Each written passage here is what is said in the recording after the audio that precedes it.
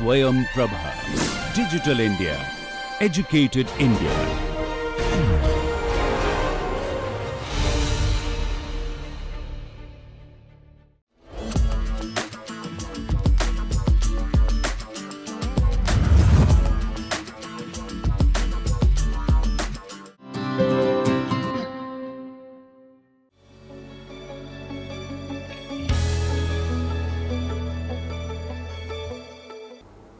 How to create an innovative business model.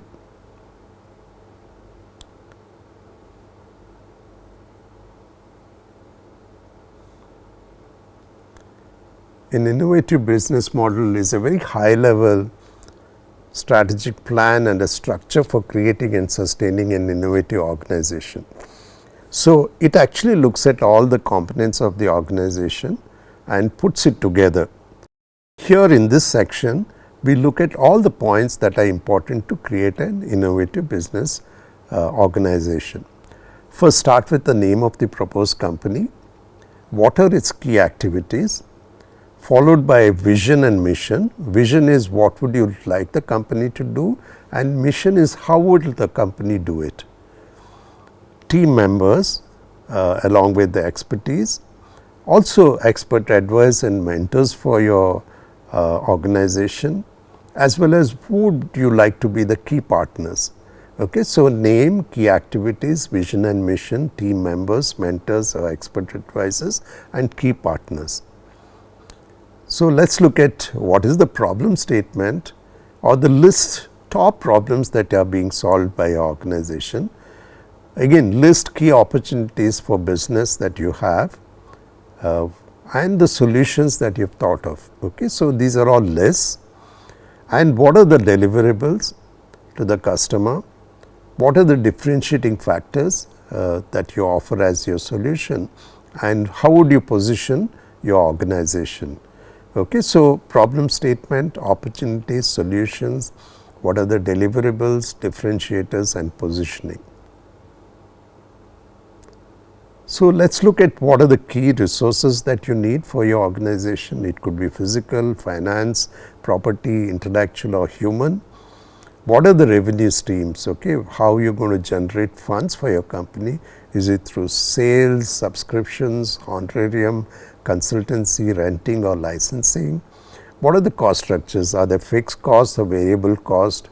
What are the issues with intellectual property rights? Is it open source, Creative Commons, or do you want to patent it? Okay, who are your customers? Who are your primary customers and the secondary customers?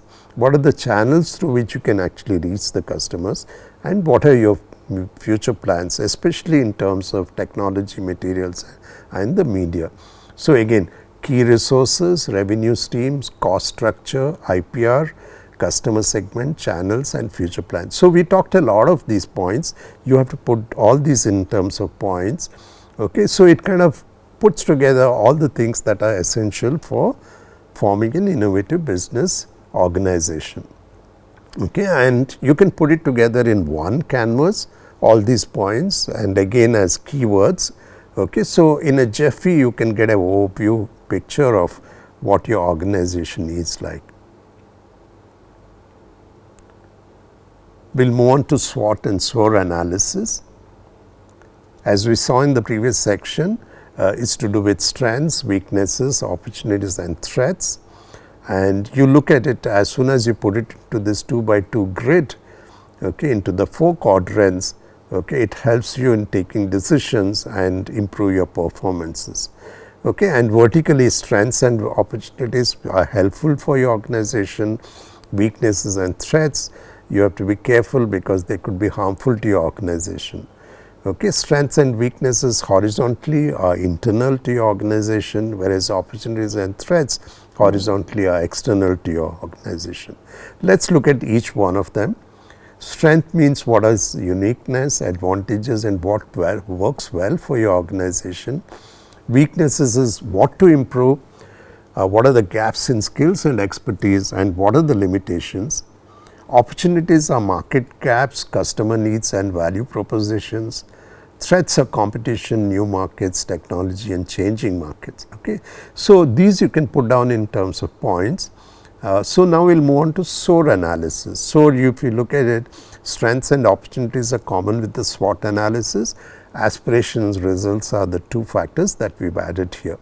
Horizontally, strengths and opportunities look at the present, whereas aspirations, result actually look at the future. And strength and aspirations vertically are internal to your organization, whereas opportunities and results are external to your organization. So again, SOAR analysis helps in taking decisions for the present as well as the future. You'll be able to compare them and putting them in a 2x2 grid, excellent, because you can compare and make analysis. Okay, so let's look at the details. Strengths and weaknesses are the same as SWOT analysis. Aspirations, which has to do with future plans, vision and mission, making a difference and inspirations. And results are achievements, setting goals, tracking progress across a period of time and improving performance. Right. So, these are again simple points, again put together in a 4x4 matrix or 2x2 matrix with 4 quadrants. Will be excellent for you to compare different features of your organizations as well as analyze it.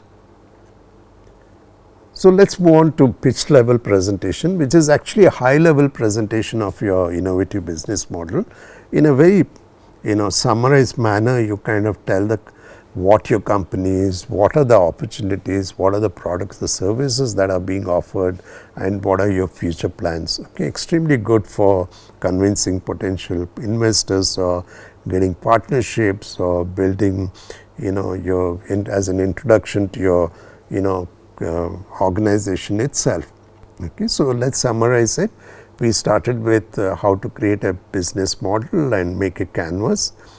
SWOT and SOAR analysis, again very important to get a feel of what your company is, also very good for comparing and analyzing factors here, and how to do a pitch presentation.